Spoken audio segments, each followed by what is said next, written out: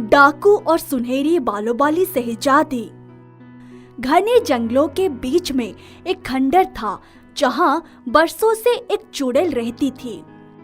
एक बार 3 डाकुओं ने लूट से आए सामान को वहां छुपाने के मकसद से उस खंडर की शरण ली। उनको उस चुड़ैल के बारे में कोई जानकारी नहीं थी। रात हो जाने की वजह से तीनों वहीं सो गए। जैसे ही रात के 12 बजे वो चुड़ैल अपने भयानक रूप में आ गई और कमरे का सारा सामान इधर उधर पटक कर अपने होने का एहसास कराने लगी। डाकू मान सिंह मलखान सिंह से बोला, अभी तो रात के 12 ही बजे हैं। कहां से अजीब अजीब भयानक आवाजें आ रही है? डाकू मलखान सिंह ने अलसाए हुए ही कहा, अरे कोई नहीं, कोई जानवर होगा, चलो चलकर देखते हैं। तभी डाकू अर्जुन सिंह बोला, तुम दोनों रुको, मैं देखता हूँ। वो अपनी पिस्तौल निकालकर दूसरे कमरे की तरफ बढ़ा। तभी उसे किसी की चूड़ियों की खनक सुनाई पड़ी। डाकू अर्जुन सिंह बोला, वाह, जंगल में मंगल हैं?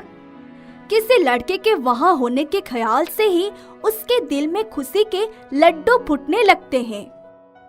उसने कमरे की खिड़की से झांककर देखा तो उसकी पीठ दिखाई पड़ी। अरे दरवाजा तो खोलो कि खाली चूड़ियां ही खनकाती रहोगी। तभी वो चुड़ैल पीछे पलटी। उसको देखते ही अर्जुन सिंह की बोलती बंद हो गई।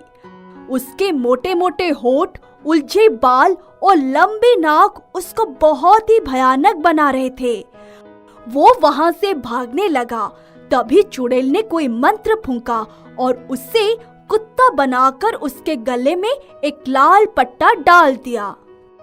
अर्जुन सिंह को गए काफी देर बीत गई। जब वो वापस नहीं आया तो डाकू मलखान सिंह बोला, मैं देखकर आता हूँ। वो पूरे खंडर में घूम आया पर एक कुत्ते की सिवा उसे कुछ भी नहीं दिखाई दिया।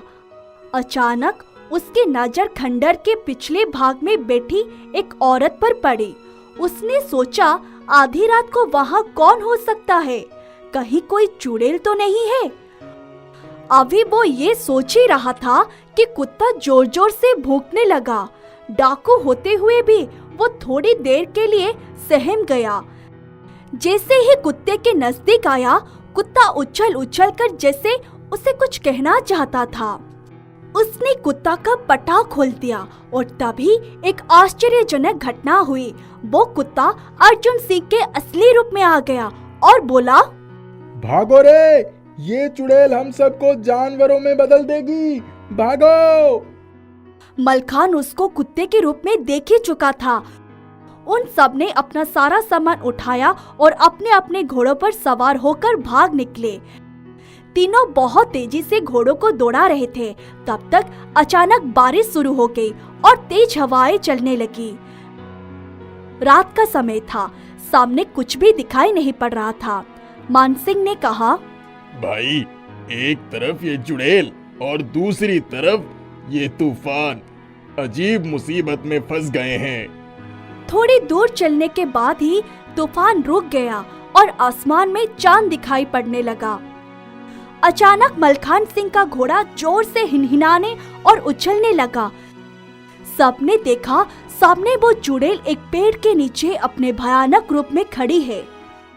अर्जुन सिंह बोला, कोई इसकी बातों में मत आना, ये बहुत ही खतरनाक है। चुपचाप घोड़े से इसको रौंदते हुए निकल जाएंगे।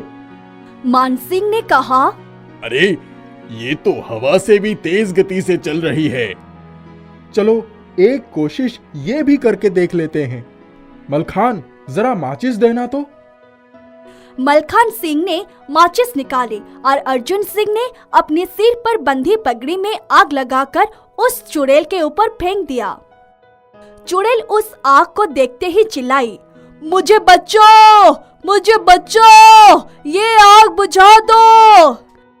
हमसे ही छल करना चाहती हो? तुम्ही ने मेरे गले में पट्टा डाला था ना? मुझसे गलती हो गई थी। लेकिन वो आग का गोला उस चुड़ैल को दौड़ाने लगा। आश्चर्य, आग का गोला जैसे ही उस चुड़ैल के नजदीक पहुंचा, ऐसा लगा कि एक अजीब सी बदबू पूरे वातावरण में फैल गई। आग से उसका स्पर्श होते ही एक धुएं का गुबार निकला और एक आकृति ऊपर जाते हुए दिखाई पड़ी। उसकी जगह वहां पेड़ के नीचे एक सुनहरे बालों वाली खूबसूरत शहजादी बैठी थी, जिसके शरीर पर सुनहरे राजसी वस्त्र आ गए थे। तीनों डाकू हैरान थे। अर्जुन सिंह बोला, कहीं ये भी उस चुड़ैल का नया रूप तो नहीं है? वो शहजादी बोली, मेरी बात का विश्वास करो और मेरी पूरी बात सुनकर ही फैसला करना। मैं नजीरगढ़ की शहजादी हूँ। एक बार अपने महल की छत पर तीरंदाजी का अभ्यास कर रही थी और अचानक मेरा तीर एक पेड़ पर बैठे उल्लू पर जा लगा। वो उल्लू उसी समय एक चुड़ैल में बदल गया और वो चुड़ैल मुझे महल की छत से ही पकड़कर यहाँ ले आई। उसी ने मुझे इंसानों को जानवर में बदलने की तरकीब बताई थी और वो मेरे शरीर में प्रवेश कर गई थी। मैं कितने सालों से इसके चंगुल में फंसी हुई हूँ, मुझे नहीं पता। मेरे माता पिता तो मेरी खोज करते करते थक गए होंगे।